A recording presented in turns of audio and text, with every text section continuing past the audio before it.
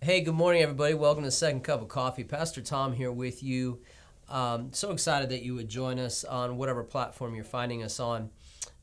Usually I do a little commercial about what to download and this and that, but you found us, and I'm grateful for that. I just want to hop into week 3 of what we've been talking about, is God Bless the Broken Road. First week we're talking about the sort of the traps of the broken road, and we can forget that the scenery and the circumstance looks very similar when we start walking back down the broken road, but we're different. And that's really, really important. That was week 1. Week 2, our direction, is different. That's super important. You're headed a different way, even though the scenery may be the same.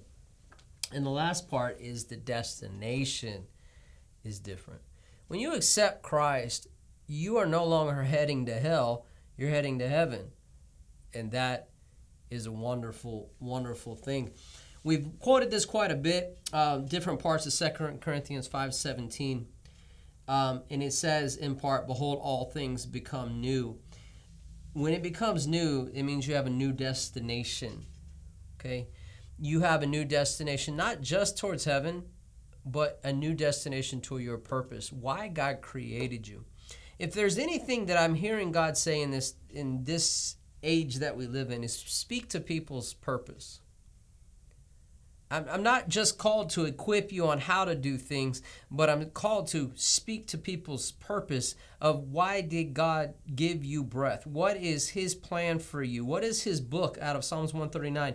What does that look like for you? And God gives prophetic people glimpses of that they can speak into, that causes something to come alive in you. And I want to encourage you in this hour, in this time, if you don't know, ask God. God, where are you leading me? What's the destination? You said, well, Pastor, last time you said we can't always hear God. I get that, but what did I tell you? Get back to the follow me, and He'll meet you. So when He meets you, ask Him and let Him speak to you. We talked a lot about 1 John 3, 1 through 3, and it talks about, behold, what manner of love the Father has bestowed on us, that we would be called the children of God. Therefore, the world does not know us. We talked about that in week 2, because it did not know Him.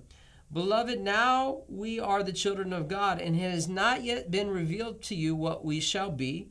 But we know that when, and this is what we're talking about today, when He is revealed, we know that when He is revealed, we shall be like Him, for we shall see Him as He is. That's your destination. Being like Him, seeing Him for who He is. Sometimes He stays hidden because that's the time of our transformation, that when we find Him, we see an aspect of Him, and He has already begun working that in us. It is the coolest thing when God finds you. It makes you forget the silence. It makes you forget the pain. One moment in His presence and you realize that anything is possible. That's my heart for you. That's my heart for you. That's the destination of where you are in your life right now. Where is my destination? To His presence. To be absent from the body is to be present with the Lord. That's your destination. And it's not just heaven. I long for that moment when I pass from this body and I'm standing in front of Jesus Christ. I want to see what His eyes look like. I want to hear His voice, what it really sounds like. I want to see what He really looks like. I want to feel what it feels like to be hugged by Him and to hear Him say, well done. I want to know what that is. That's my destination. That's my passion. Pastor, I wish I had your passion. I'm just a bit broken at the moment. I'm a bit confused. I get it. I get it. But I want to tell you, I want to tell you and encourage you that your behold moment with Jesus is coming. Keep walking on the road in the direction that He called you to, and you'll intersect Him. How do I know that? Mary met him in the garden after the most horrific thing she ever thought could happen, Jesus dying and his body being stolen and not knowing where he was. And she thinks he's the gardener, and she's like, just tell me where you laid him. And he said, Mary. And the moment he spoke her name, he had to tell her to get off of him so he could finish his Father's business. May God bless you in this year before 2021 is out with that moment between you and God where you hear your name from his lips and it brings you into a place of such intense worship that he has to tell you to stop so that he can be about his Father's business. You do that. You get there. God allow you to get there by the Holy Spirit. I'm telling you, you'll never be the same. I'm promising if you walk down the road, he'll find you. I will never leave you or forsake you.